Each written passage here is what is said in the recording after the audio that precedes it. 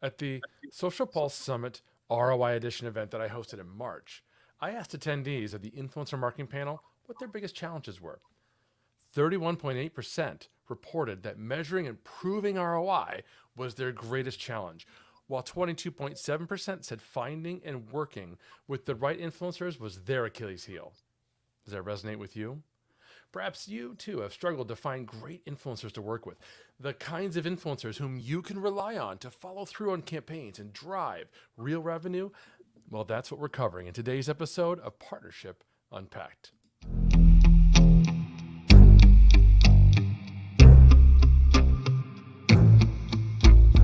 This is Partnership Unpacked, your go-to guide to growing your business through partnerships quickly.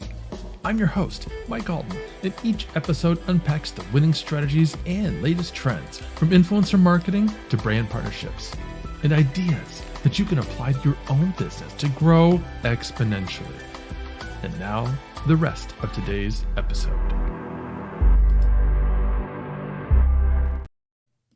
Welcome back to Partnership Unpacked, where I selfishly use this time to pick the brains of experts at strategic partnerships, channel programs, affiliates, influencer marketing, and relationship building. Oh, and you get to learn too. Subscribe to learn how you can amplify your growth strategy with a solid takeaway every episode from partnership experts in the industry. Now, as I mentioned at the outset, brands today that want to take advantage of how successful influencer marketing can be have a couple of challenges, namely where to find influencers and how to measure the success of their efforts. I know that's something I've struggled with. Well, that's exactly what our guest today, Justin Levy, is going to talk to us about. Justin Levy is currently head of influencer marketing and community for Demandbase. And as part of his role, he leads a private community revenue circle that's designed for senior executives in sales and marketing roles. Previously, he led social marketing at ServiceNow, global social media for Citrix, and assisted in the launch of a social media agency that worked with Fortune 500 brands. Justin, welcome to the show. How are you doing, buddy? I am doing well. Today, as we record this, is our first day in the 70s here. So I'm very happy about that. I can completely relate. Here in St. Louis, I think this is day 2 in the 70s. So we're just a 24 hours ahead of you. Great weather all week. This is fantastic.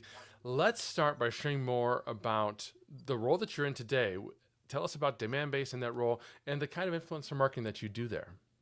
Sure. So Demandbase is a company that is focused on how to help transform B2B companies with their go-to-markets, right? So how can we make them smarter using our tools? And as you mentioned at the outset, my role is in lead and influencer marketing as well as community on our behalf. So coming up with creative influencer marketing campaigns as appropriate for the launch of products or just one-offs to help bring about Demandbase's name and keep it front and center with people. Cool. So now, as I mentioned at the outset, a lot of brands are struggling with just how do we find influencers, particularly B2B influencers. I mean, B2C, let's admit, it's a lot easier. Most of us know who the B2C influencers are. We see the people in our feeds, touting wares and building great fan bases, and that's fine. But when it comes to B2B, it's a little harder. So at Demandbase, how do you identify and reach out to new potential influencers? I think it's in multiple phases, right? So when we go to start a campaign, we decide on what that persona is going to be. So if what we're going to target as an organization is, say, for example, the sales persona right now, or multiple personas under sales, say SDRs, AEs, sales leaders, sales ops, rev ops, for example, we'll then use LinkedIn as the primary platform, this primary social network, to research folks that are within those positions and or roles to understand who is really influential. And when we look at that, we don't just look at followers. So it doesn't matter if you have 500,000 followers or if you have 5 followers. It's really what is your role within that conversation. So do you have engagement on your content? when you publish something? Are you engaged in other content, other conversations that are happening on that topic? So for example, if we do use sales as a topic, are you a thought leader in sales so that when you share sales related content, do you have a lot of engagement on it, and not just likes and things of that nature, but are people commenting? Are you engaged with them?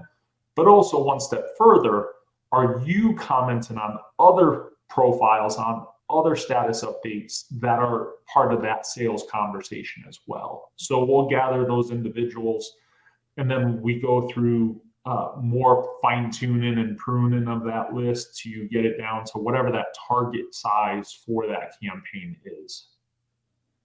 I just want to underline two things that you mentioned that I think are so important for everybody listening today. If you are in the B2B space and you want to work with influencers, number one, your first and foremost platform should be LinkedIn. And number two, don't worry about follower count.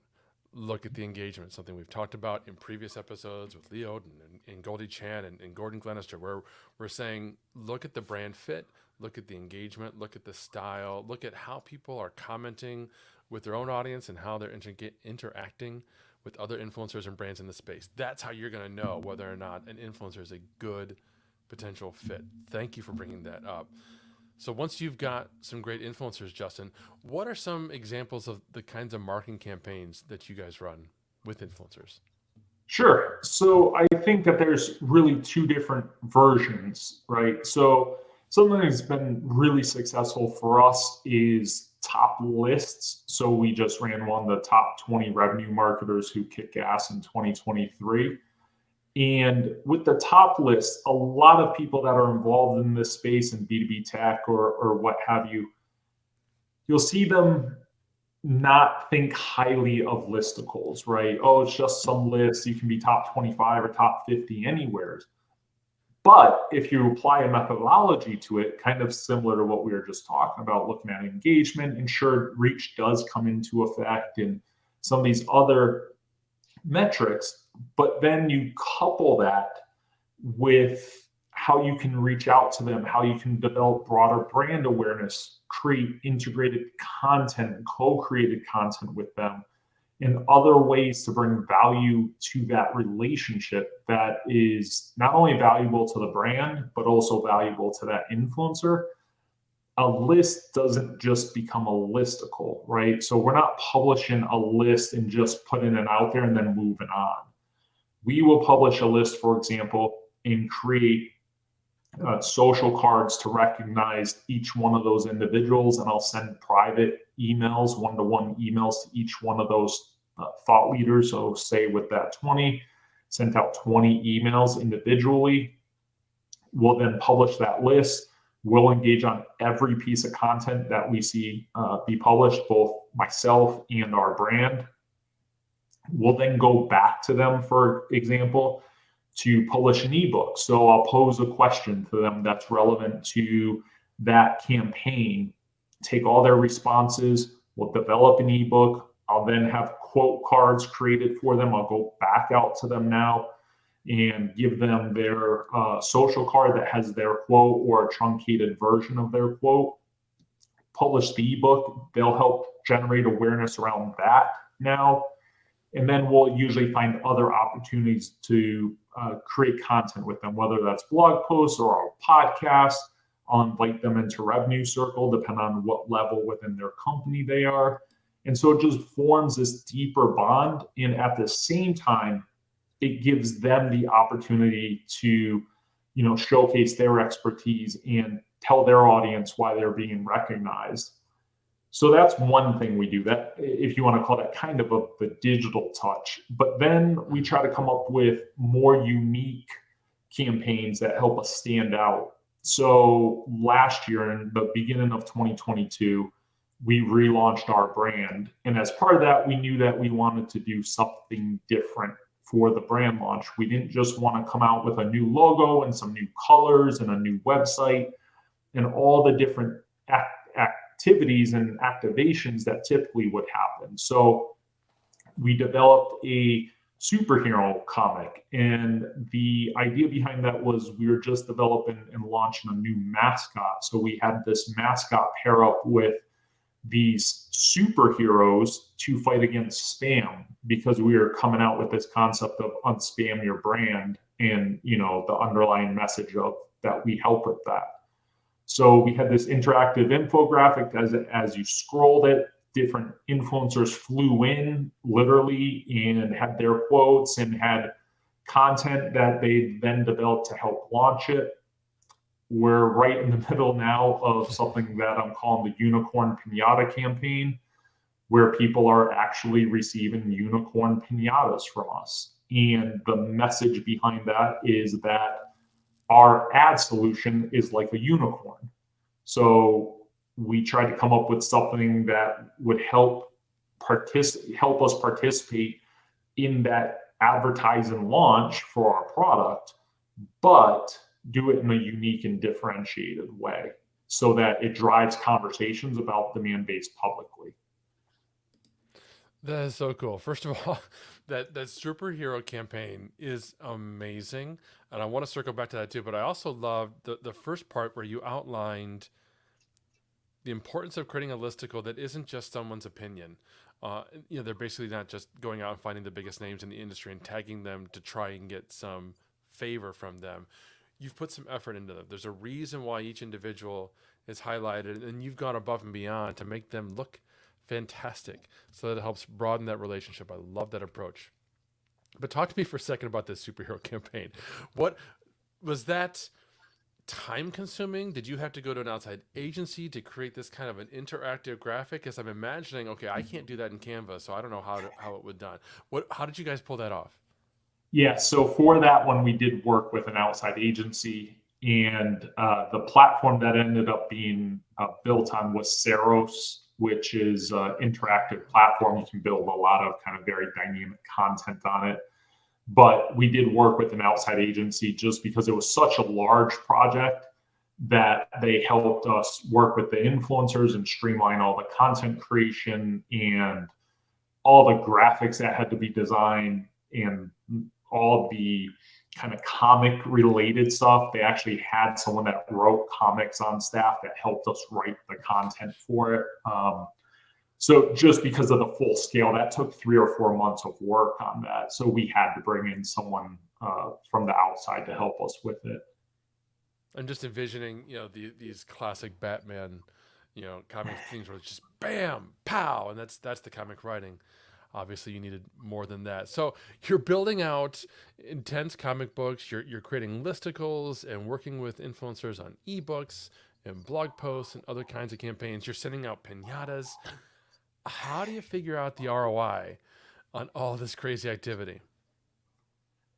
I think it's a few different ways, right? So one of the easiest to understand is certainly brand awareness. That's basic. You can measure reach and engagement, and some of those measurements that you can either do manually, very time consuming, but you could do it, or if you use a tool, certainly they'll help you with that. But you can also look at things like, are you driving downloads of an ebook or of another piece of content, registrations to a webinar, areas where you are going to get lead contact info, which then obviously you can, see through the funnel.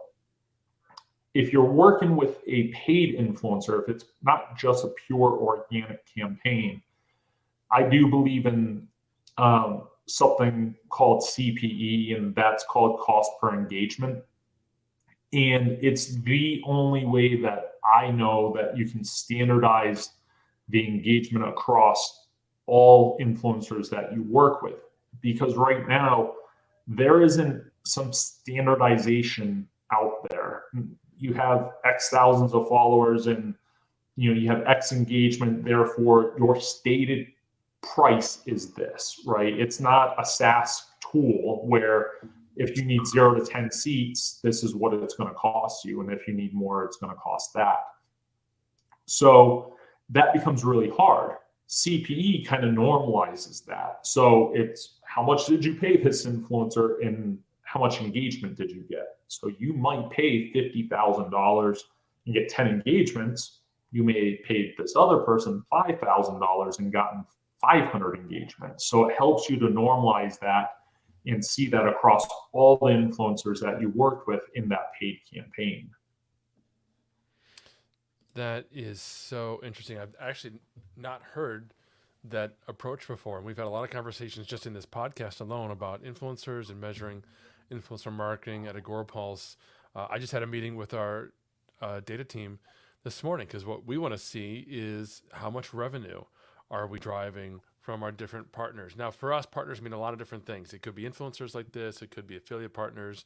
It could be brand partners. It could be sales partners. But we're trying to come up with our own internal reporting that shows, hey, this is what we're doing. Now, it helps that at Agorapulse, our tool actually does a lot of this for you. So I'm going to share with you a message from our CMO at Agorapulse so that you can at least get a sense for how you can improve your social media measurement of ROI. It's the Arc de Triomphe. Can you imagine if you're in charge, if you're the CMO of marketing Paris? What are your main channels? Wow, there's the Arc de Triomphe. There's the Eiffel Tower. There's the Louvre. Those are your channels you're going to use to drive tourism dollars in. Okay, now, but you're not the CMO of Paris. In fact, you're the CMO of your company, product, service. So what are your main channels? Well, I'm going to guess they're things like pay-per-click, maybe trade shows, events, maybe content. Those are all pretty predictable, right? Let me ask you this question. Are you treating social media as a main channel? By the way, only 1.8% of you today measure social media and can prove an ROI in that investment. HubSpot and Gartner say social media is the #1 channel to invest in this year. Are you doing it? If not, I can tell you why. You're not doing it because you don't have the tools, you don't have the mentality, and that's okay. We've got you covered. You change the mentality, we'll give you the tools. Agorapulse tracks all the ROI for you. One place to manage all your social media activity, your #1 channel. Change your success. Treat social media as a channel, one CMO to another. My name is Daryl. I'm with Agorapulse. I'll talk to you soon.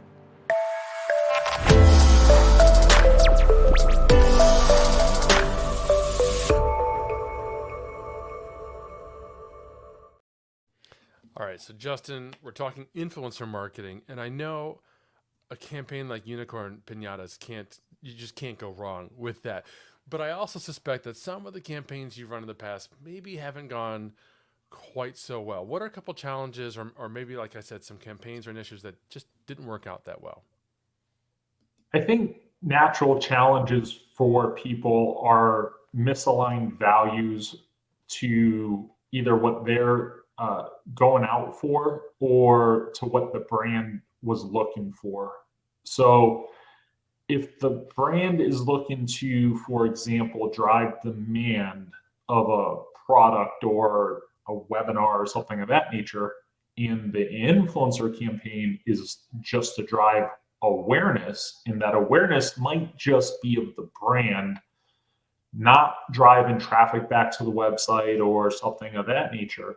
Well, those are misaligned values in misaligned direction. So no matter how successful that influencer campaign might be, it's not going to translate into success based on what the business was looking for. I think another area too that can usually hem people up is in paying or not paying influencers.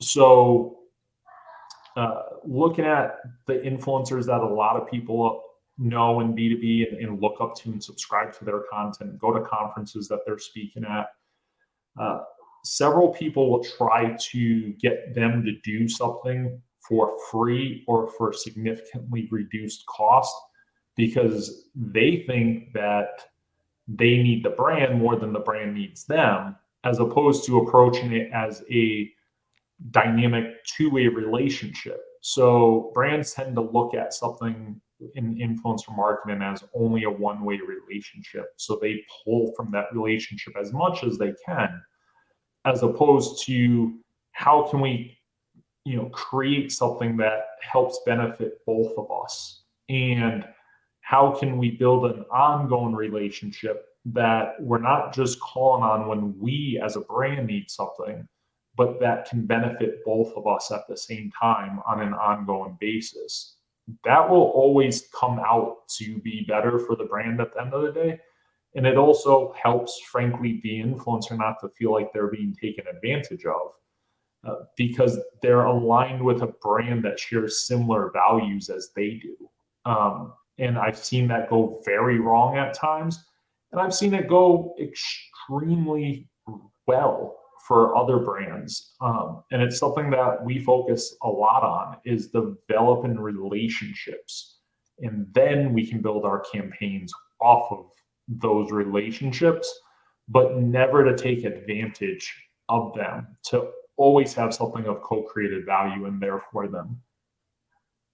Those are two such incredibly important points. Having that brand alignment, first and foremost, you understand what you're trying to accomplish and you've communicated that with the influencer and they're on the exact same page. And then to have that importance set from the very outset that this is going to be a relationship, a two-way beneficial relationship. I'm really pleased that that's exactly been our approach at Agorapulse. So the influencers and the ambassadors that we work with, they love us. We love them, and we can see the benefits of that. I often use one of my favorite examples is there's countless Facebook groups and communities about social media marketing, just countless. And every day in one of those groups somewhere, somebody asks, hey, what social media management tool should I use? And 5 or 6 years ago, you would have seen this mixmash bevy of responses, but today it's Agorapulse, and it's our friends, it's our ambassadors, our influencers that are just piling on authentically, genuinely. I'm not paying them to go into groups and say Agorapulse in response, but they do it naturally because there's that relationship there. And so I'm curious for you, for Demandbase, who would you say your best influencers are, and what makes them such a treat to work with? I think that our best influencers are the ones that we've worked with to understand their audiences and create content with them on an ongoing basis, like we talked about, that co-created content. I love to do things for people that are either surprise and delight campaigns or that are unexpected. So, for example, with this unicorn pinata campaign, one, the business was surprised by it, so that's always a good thing. But the folks that are getting these unicorns right now, you're seeing things fill up. There's a sense of FOMO on LinkedIn right now for people that haven't gotten them. They are talking about how their kids, destroyed it immediately. One person said that her husband broke open the pinata because he wanted the campaign inside of it, or the candy inside of it. And then we're following up with these people and sending them sprinkle cookies on top of everything from the cookie company that also is driving a ton of FOMO on LinkedIn right now, because everybody wants these cookies and they are something that not everyone has had an opportunity to try. So out of 65 people, if 30% convert and do something with it, there's 20 people, and we'll send out 20, sets of cookies. And hopefully, 10 more of those people will share the cookies. So we've gotten a kind of a double whammy out of that, right? But the goal isn't to sell people on that. The goal is, we obviously want them to come download the ebook and read it and gain something of value from it. If that turns into a sale, that's always a good thing. But the goal of this is to create something fun, to create that sense of FOMO, to have those people say, this is a really cool thing that Demandbase is doing. This is something that's out of the box marketing. This is something that we would have never thought of, because that generates positive brand awareness for the company. It shows that B2B isn't boring, doesn't need to be, and it humanizes the company, right? So to send a pinata to someone that has kids, and that now has Demandbase has now had a positive impact on that person's day, or made their week a little more fun. That is better to me than, doing some boring campaign just to try to sell our wares, we certainly have to do things to obviously sell our product, just like all of us do, but you can do it in creative ways that aren't just finding the biggest names in the space and throwing money at them, because they don't even want to do that. So even with the kind of quote unquote big names that we work with them to come up with something fun. So I'll give you a brief example. Jay Bear, who's a really good friend of mine, usually you have to see him on some keynote stage or, whatnot. Within Revenue Circle, our private community, like you mentioned at the top, he has a show there, and you can only get it if you're a member of Revenue Circle. And he shoots a video asking a question about sales and marketing because it's for a community for sales and marketing executives. And he chooses the best answer on a weekly basis, and he sends them a bottle of tequila, of all things. This isn't like, hey, I'll send you a copy of my autographed book or whatever, or just nothing. But Jay is the number 2 tequila influencer in the world because he's a tequila sommelier. So his house is full of tequila. Brands want to work with him. He's doing all sorts of cool stuff integrated into his keynotes and his private consultations and things of that nature. But we were able to take advantage of that in a way for the community, but it was something that was, Jay cared about. Jay is an expert on both sales and marketing, customer experience, but tequila. And so what we've seen within the community and on LinkedIn is that when people receive this tequila, they're promoting Jay and thanking Jay for the bottle. And a lot of times they're shooting a photo with it or something of that nature. It only helps our relationship with Jay. It helps the fact that we're friends always is a good thing. But it was something that was done in a more unique way. I'm part of a lot of communities. One, most of them don't hire thought leaders, but 2, certainly none of them give out bottles of tequila. So, it was something different that we came up with, and Jay said, hey, I'd love to do this, and I'll take it from my private stash and I'll send it. So, coming up with those creative things that push the envelope, but make people laugh and make people, gain something out of it, because they still are. The pinata campaign, yeah, they're getting fun pinatas, but it still has a call to action. Go download our ebook, and I'm calling it our ad solution a unicorn. But and then you'll get sprinkle cookies, which are multicolored, just like the unicorn is. So, it's like just trying to make it fun for everyone involved, including those that we're reaching out to, all of which in this campaign aren't big names, aren't, recognizable names that we're paying. Hey, Mike, I'll send you this pinata as long as you take a photo of it because you're a big time influencer. This is 100% organic. This campaign is 100% organic. Love it. These are fantastic ideas. And Jay is terrific. I just saw him 2 months ago at the B2B Marketing Expo. And yeah, for those of you who don't know Jay, follow him, but most importantly, follow Tequila Jay on Instagram. Yes. And you can keep up with his tequila recommendations, his blind taste tests, and all kinds of fun content over there. I'm trying to get him to come over to the Mezcal side of the world, but he's firmly entrenched in tequila. But to your point, with that one. Yeah, I know, right? But these are great campaigns because, like you said, they're putting a human face on the brand. That's one of the classic marketing struggles, particularly in B2B. How do we humanize our brand? Well, be human. Connect with people in a way that's super interesting to them. I got an invitation from another brand called Domo a couple months ago to participate in an influencer event where they sent me a French grilled cheese and champagne kit and joined a Zoom call where they had a couple of chefs showing us how to make French grilled cheese, grilled cheese and onions, I think it was. So that, I mean, there was the whole kit, and a bottle of champagne. And then Drew Nisser, who runs the CMO huddle, he and I both won additional bottles of champagnes during the Zoom call.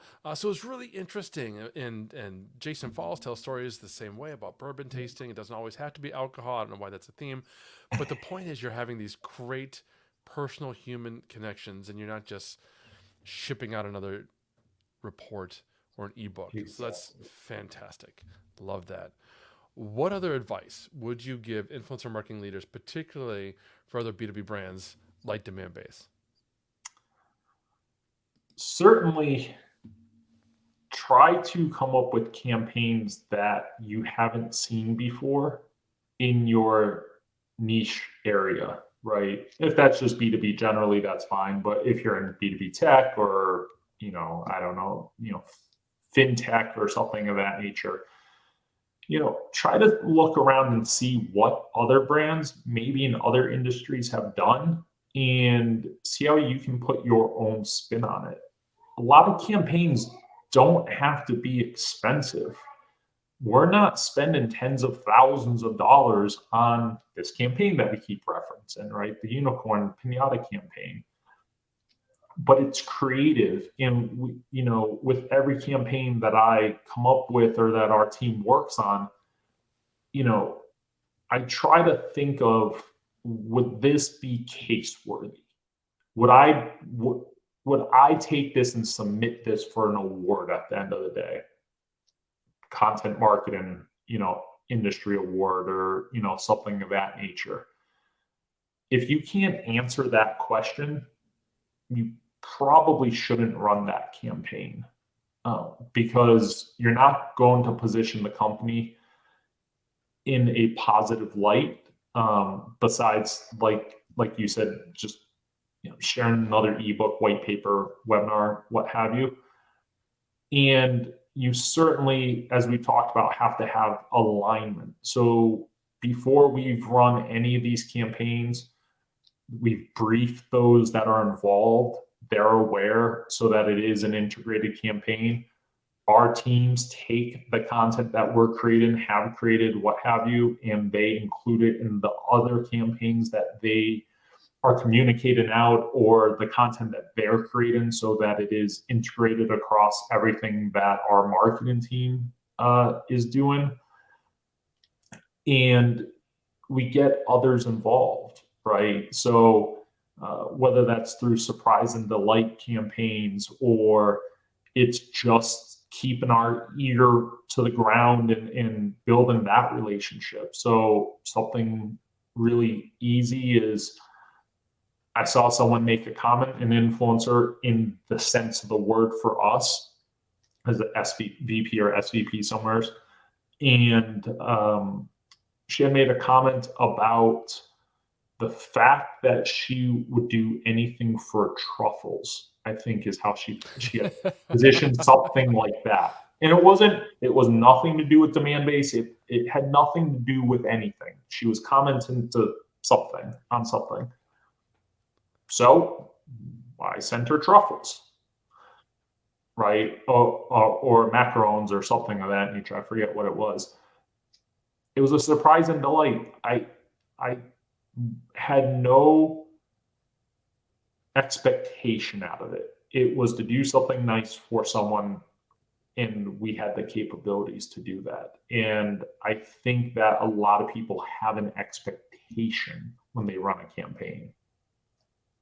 I hope that we have about a 30% conversion on the projects that we do.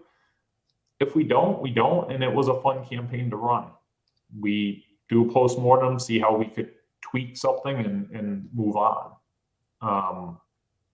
But I do think that you have to run fun campaigns and you have to help the business understand why they need to be that way. Why does the business need to invest in influencer marketing?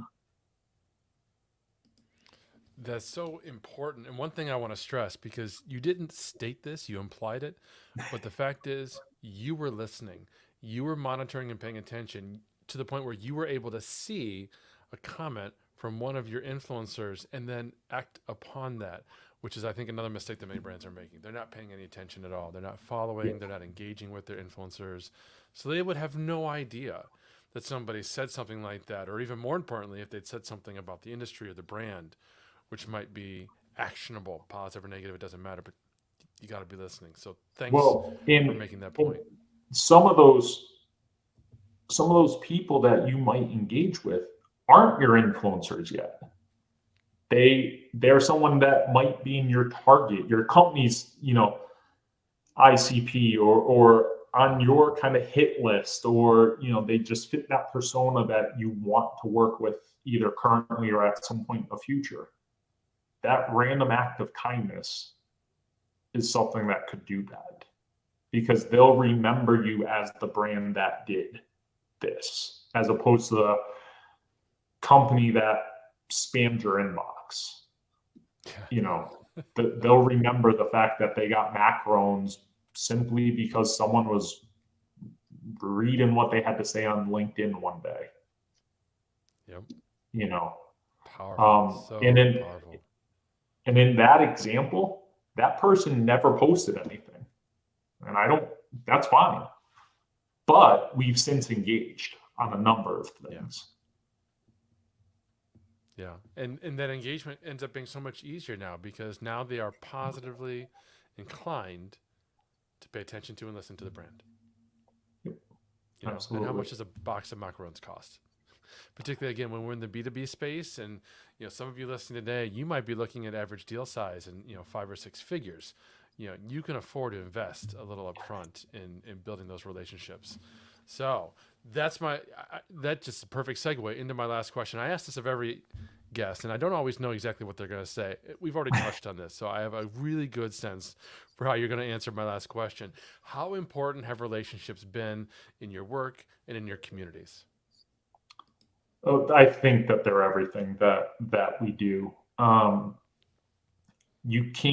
Certainly we couldn't build the community that we have with, as of right now, over 600 members. We average over 1,000 engagements per month, whether that's, emojis or comments or what have you.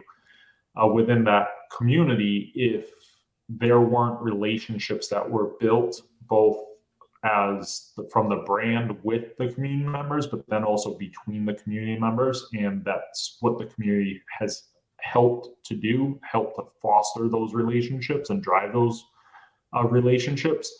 And then on the influencer side, you never want to be just this logo that's reaching out to people, right? And it goes back to the whole B2B versus B2C. It's easy to understand that there's a human on the other side in B2C.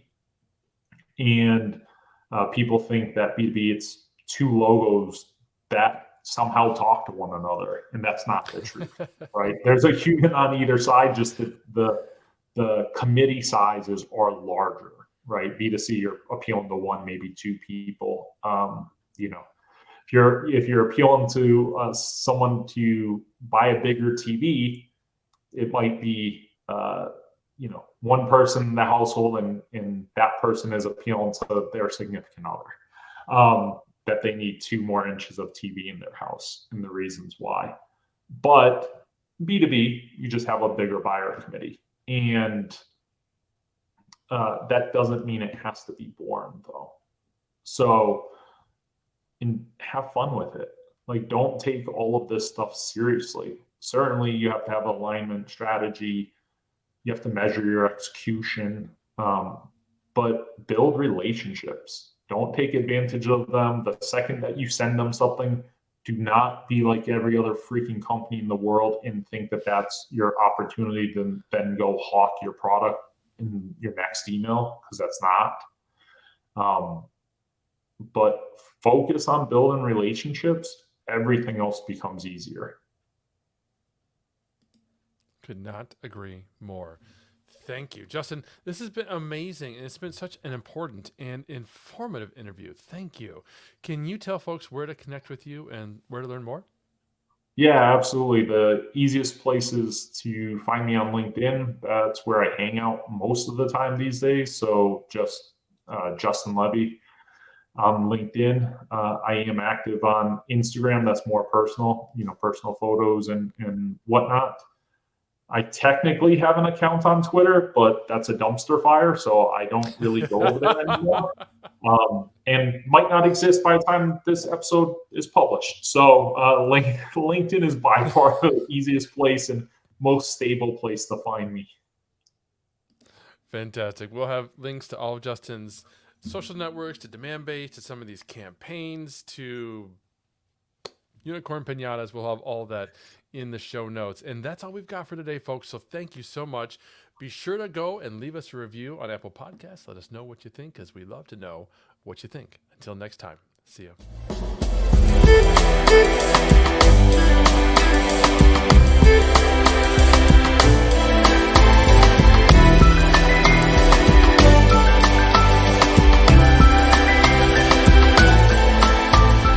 Thank you for listening to another episode of Partnership Unpacked, hosted by Mike Allton and powered by AgoraPulse, the #1 rated social media management solution, which you can learn more about at agorapulse.com.